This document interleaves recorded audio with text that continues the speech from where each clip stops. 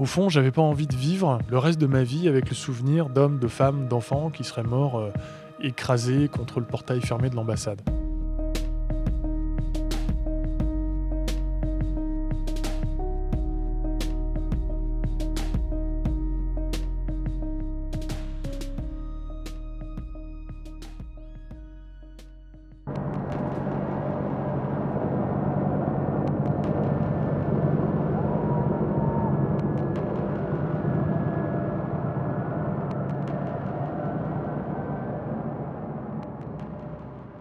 David Martinon, merci d'être avec nous. Vous êtes ambassadeur de France en Afrique du Sud, au Malawi et au Lesotho. On en parlera dans un instant parce que c'est plutôt très passionnant. On va revenir sur ce qui s'est passé le 15 août 2021. À ce moment-là, vous êtes en Afghanistan. Les talibans prennent la ville.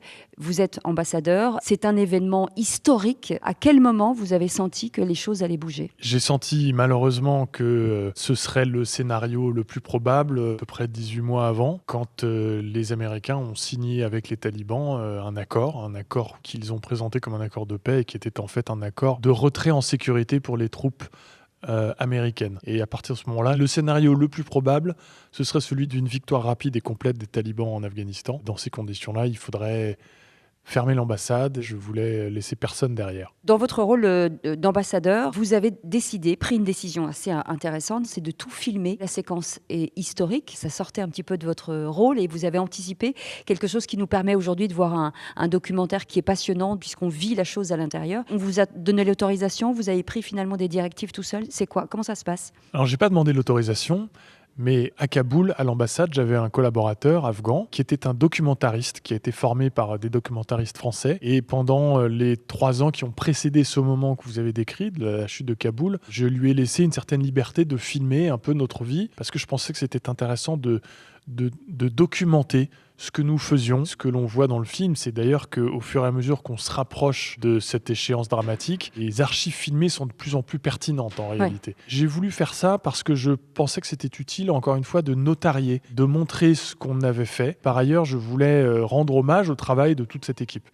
Et puis après, on a remis ce collègue afghan dans l'avion pour qu'il soit mis en sécurité en France. Et moi, j'ai continué à filmer. Pendant la crise, pendant les 13 jours où nous étions à l'aéroport à évacuer des Afghans tous les jours, j'ai voulu filmer, encore une fois, pour qu'on ait des traces de ce que nous avions fait. Vous vous retrouvez avec des Afghans, femmes et enfants, aux portes finalement de l'ambassade. Et pour vous, c'est une question de vie ou de mort, bien entendu, puisque vous le dites, ils abattaient déjà des hélicoptères, ils tiraient un petit peu sur tout le monde. Comment on traverse cette situation ? Est-ce qu'on est soutenu par le gouvernement français ? Est-ce que les instances internationales finalement s'engagent auprès de vous ? Il y a beaucoup de choses qu'on avait préparées, que nous avions ambassade préparées avec Paris, avec nos autorités. Nous étions à peu près d'accord sur comment on allait faire les choses, mais c'est sûr que ça, ce sont des décisions qu'il faut prendre dans l'instant, dans la seconde, ou dans les 2-3 secondes en fait. Donc là, en réalité, c'est probablement plus le fruit d'une réflexion très longue, qui est probablement même plus longue que notre séjour en Afghanistan. Quand j'ai pris la décision de demander à l'équipe d'ouvrir le portail de l'ambassade, c'est parce que, d'une certaine manière, en tant que diplomate, j'avais la mémoire d'évacuations de capitales tombées aux mains de rébellions. Le Rwanda, par exemple. Le Rwanda, ou Phnom Penh, ou Saïgon, etc., qui s'étaient passées dans des conditions dramatiques aussi. Et donc, c'est probablement animé de ce souvenir qu'il faut sauver à tout prix, en fait. Oui, c'est-à-dire qu'à un moment, je savais que ça allait très mal se terminer pour certains. Au fond, j'avais pas envie de vivre le reste de ma vie avec le souvenir d'hommes, de femmes, d'enfants qui seraient morts écrasés contre le portail fermé de l'ambassade. Est-ce que vous avez pensé à un moment donné que des talibans puissent se cacher parmi tous ces gens ? Oui, on l'a pensé. Mais c'était plus un risque le long de la semaine qui a suivi cette évacuation-là. Il faut imaginer la base militaire anciennement de l'OTAN à l'aéroport, et avec une foule jusqu'à 15 000 personnes devant une porte. Et là, en effet, c'est sûr que tous les matins, je devais faire le choix entre donner l'instruction à l'équipe de continuer à travailler et s'exposer au risque d'un attentat, ou de leur donner instruction de rester cachés parce que c'était mon équipe et que j'étais responsable de leur sécurité aussi, d'une certaine manière. Ils étaient responsables de la mienne, pour ce qui est des policiers du RAID et des forces spéciales, mais j'étais responsable de la leur. Et c'est comme ça que ça s'est terminé, puisque la menace terroriste qu'on a vu croître au cours de ces 2 semaines a fini par se concrétiser avec cet attentat majeur perpétré par l'État islamique au Khorasan, c'est-à-dire la branche afghane de Daesh, qui a fait dans les 200 morts. Heureusement, j'avais pris la décision avant précisément de leur dire ce jour-là de ne pas y retourner. Est-ce qu'il y a quand même de la conversation, de la discussion avec certains ténors de la branche des Mollahs? Est-ce qu'on essaye quand même de discuter ou la conversation est éteinte? Oui, moi j'ai négocié avec le responsable Taleb de la sécurité à Kaboul, plutôt vers la fin, comme c'était de plus en plus dangereux d'aller chercher les gens aux portes et que les Américains avaient fermé 3 d'entre elles. Il fallait faire autrement et donc on avait essayé de dire à ceux qu'on voulait mettre en sécurité de se rassembler dans certains points. On envoyait des bus, on les amenait. Sauf que il fallait passer des checkpoints des talibans. Dans ceux que nous voulions mettre en sécurité, il y avait aussi des gens dont je savais que s'ils étaient contrôlés par les talibans, ça se terminerait mal pour eux. C'est cette discussion que j'ai eue avec eux qui n'a pas prospéré malheureusement. Ils n'ont montré aucune flexibilité et donc on savait que c'était une grosse prise de risque parce qu'ils allaient contrôler tout le monde. Vous avez écrit un livre, vous avez fait un documentaire. C'était important pour vous de figer finalement l'histoire sur un livre et de montrer le courage d'abord de tous ces gens, hein, parce que il y a vous, mais il y a aussi toutes vos équipes et tous les Afghans aujourd'hui qui ont eu le courage d'amener en tout cas l'opération à bien. C'est un point important dans votre vie. Oui, bien sûr. D'abord pour être précis, quand nous sommes rentrés à Paris, moi j'ai voulu raconter l'histoire. Donc j'ai effectivement écrit le livre, mais je l'ai écrit en recueillant les témoignages de tous les membres de mon équipe. Les diplomates, les policiers, les soldats des forces spéciales du CPA 10, du commando parachutiste de l'air numéro 10, le chef de poste de la DGSE qui était avec moi, parce que je voulais raconter l'histoire de cette équipe et raconter ce qu'avait fait chacun à tel endroit, à tel moment, comment ils avaient recueilli telle personne, comment ils avaient sauvé telle autre personne, pour montrer que c'était vraiment un travail d'équipe. C'est une chaîne finalement humaine qui s'est mise en place. En effet, puisqu'on avait aussi du soutien à Paris et des indications sur des gens à mettre en sécurité. Vous savez, les unités spéciales, les gens du RAID, les gens des forces spéciales, ils font un travail incroyable, sauf qu'ils devront toujours rester dans l'anonymat. Je voulais au moins pouvoir raconter leur histoire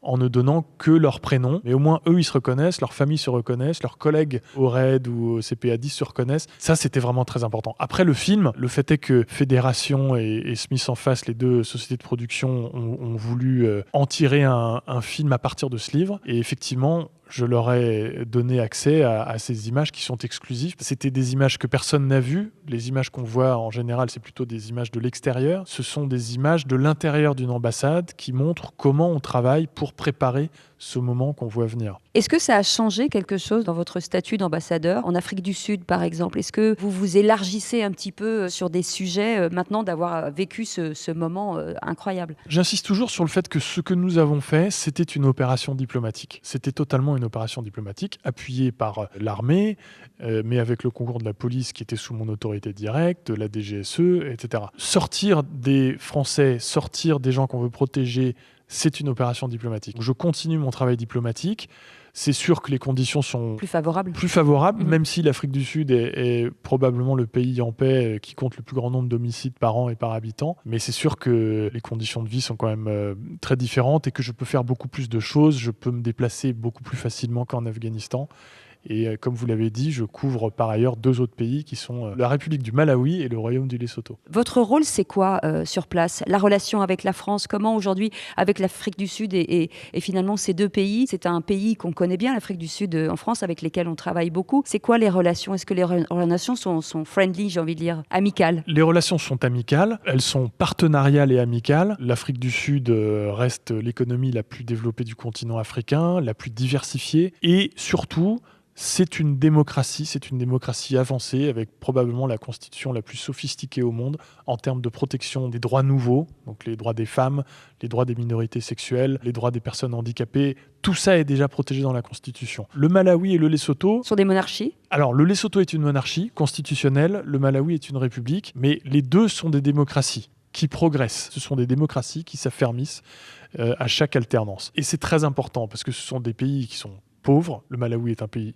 très pauvre, qui ont besoin de nous, qui partagent les mêmes valeurs que nous, en réalité, sur la démocratie, sur les droits de l'homme. Mon travail, c'est en réalité de réengager la France dans ces pays avec lesquels elle n'a pas eu de relations si fortes et si continues que ça. Ce sont d'anciennes colonies britanniques. C'était moins dans notre sphère de relations habituelles. C'est aussi une des raisons pour lesquelles je suis très, très heureux que le roi du Lesotho, Sa Majesté Letsi III, soit présent à Paris pour le sommet Nutrition for Growth. Il est le chef d'État qui va ouvrir cette conférence. Et c'est très important parce que nous avons une histoire en commun avec le Lesotho qui peut surprendre, qui m'a surpris. Le roi m'en avait parlé il y a 1 an et demi quand j'avais présenté mes lettres de créance. Le roi fondateur du royaume a fait appel à des missionnaires français protestants pour l'aider à définir une politique étrangère qui lui permette d'assurer l'indépendance du royaume. C'est intéressant. Et c'est ce qui s'est passé, et c'est une histoire très belle, parce que ces missionnaires protestants n'avaient absolument aucune volonté colonisatrice, au contraire, ils avaient une foi universaliste, ils étaient venus dans la colonie du Cap pour plaider auprès des afrikaners et des huguenots contre l'esclavage, et ils se sont retrouvés un peu par hasard dans ce royaume naissant, et en effet, ils ont aidé le roi fondateur pendant des années et des années à protéger son indépendance. Les relations que nous avons avec l'Afrique du Sud, si on parle business avec eux, c'est sur quoi? Les grandes entreprises françaises sont présentes, énormément. Les grandes entreprises qui travaillent sur l'eau, sur la gestion des déchets, sur l'énergie, EDF est présent, Total est présent, Engie est présent, Veolia sur la partie eau, séchée, d'autres entreprises comme ça. La RATP et Alstom dans les transports ferroviaires. Canal+ est en train d'acquérir la plus grande entreprise de télévision payante en Afrique du Sud et sur le continent africain. Le Club Med est en train de s'installer. Les banques françaises, la Société Générale en tout cas est présente. C'est un spectre très très large d'entreprises françaises qui sont présentes. Merci beaucoup David Martineau. Merci de votre invitation.